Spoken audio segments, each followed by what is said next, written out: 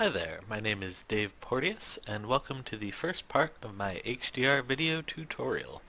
I'm going to assume for this tutorial that you know what HDR photography is, and that you also know how to bracket photos. If you don't, check the video description for links to more info.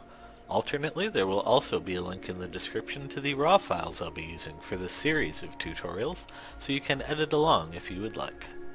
In this video, I'm going to run through processing bracketed photos in Photomatix 5.0.3 to create HDR files in batch processing mode. Also, as I'd recommend doing with any tutorials or guides, don't assume I'm doing things the right or best way. Everyone has their own workflow and their own preferences for how they want their images to look. This initial tutorial series is mostly to demonstrate my workflow, and hopefully to also pass on some general knowledge while I'm at it. When merging HDRs, I like to use batch processing because I almost always have auto bracketing on in my SLR, and I find it much easier to process large numbers of files this way. You do lose a little bit of control over ghosting, but we'll get into that momentarily. You can find batch processing under Automate, Batch Processing. Starting from the top left, we have the preset menu. I don't use this personally as I prefer to tone map each image individually. With the skip HDR processing option checked, this whole menu is ignored when merging. If you're batch processing several similarly composed images in the same lighting, you can use this menu to apply any tone mapping preset to an entire batch of images. Moving on, we have Align Images, which, as you might suspect, is used to align the bracketed photos. Even shooting on a tripod with a remote, you still have to worry about bumping the tripod, ground vibrations, etc. Having this option checked will let Photomatix try to compensate for any camera movement between photos. I generally use a tripod, so I leave it on Taken on Tripod. Handheld is a must if you shoot freehand, though. Crop Align Images I leave checked. All it does is crop the edges of the aligned shots for you. It's basically just saving us a bit of work in Photoshop later. Next is Remove Ghosts. Ghosting is when an object is in several bracketed photos but moves between them. This causes, with this option unchecked, several semi-transparent versions of the moving object, similar to what you'd see with the double exposure in film photography. There is an option to customize this in the More Pre-Processing Options menu, but even with that, you get far less control over deghosting in batch mode. I leave it checked, and then manually remerge HDRs if the ghosting is still an issue. Reduce Noise reduces noise. With HDR images, noise is always something you need to be thinking about, so I would recommend leaving that checked.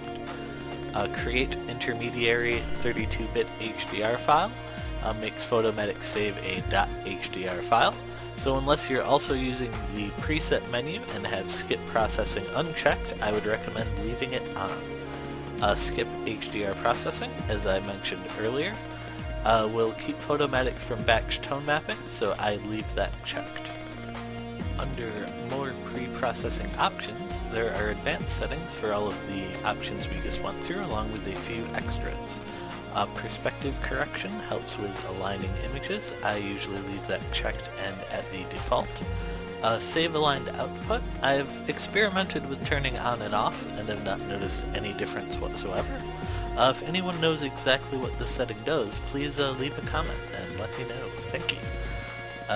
Ghost removal, I usually just leave on the default of medium. This is the only control you have over deghosting in batch mode. In the next video, I will go over how to make an HDR just from one set of files, and we'll get further into deghosting options there. Noise reduction, I generally reduce noise on the underexposed image only, and have the strength turned up to 150. You could set it to apply noise reduction on all images, or just on the normal and underexposed. It's up to you. Chromatic aberrations you want to reduce.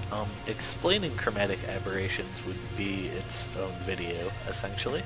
So I will leave a link in the description to the Wikipedia page, so you can read up on that if you're interested. Moving on, the 32-bit HDR file creation advanced settings.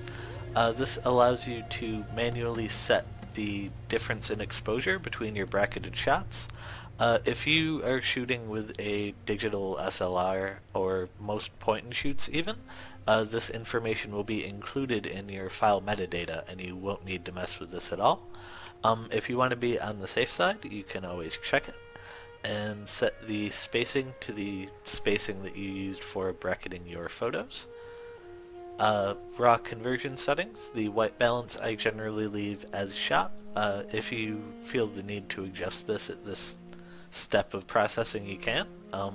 I usually deal with white balance issues further along from here, but it's your call. The color primaries I leave in Adobe because I do post work in Photoshop.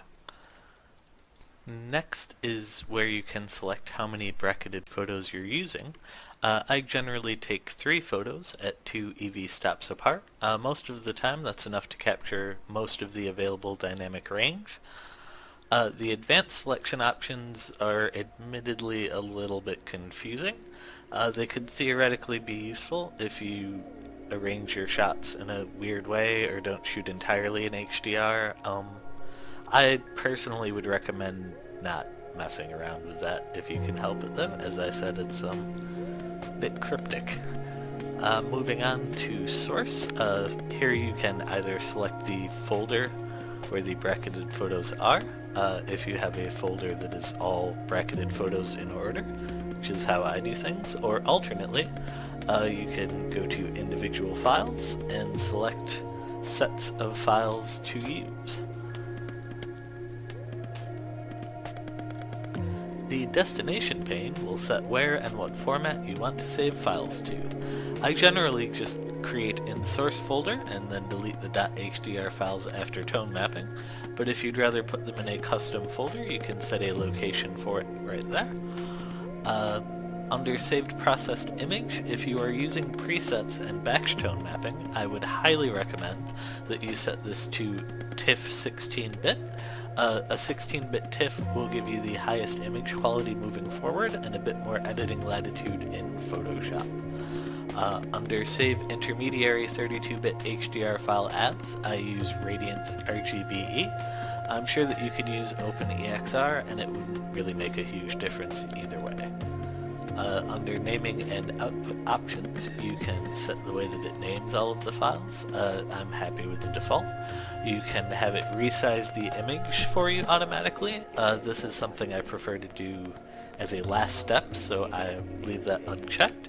And you can also add finishing touches automatically, which again, it's something that I prefer to do in Photoshop, so I'm going to leave those at none.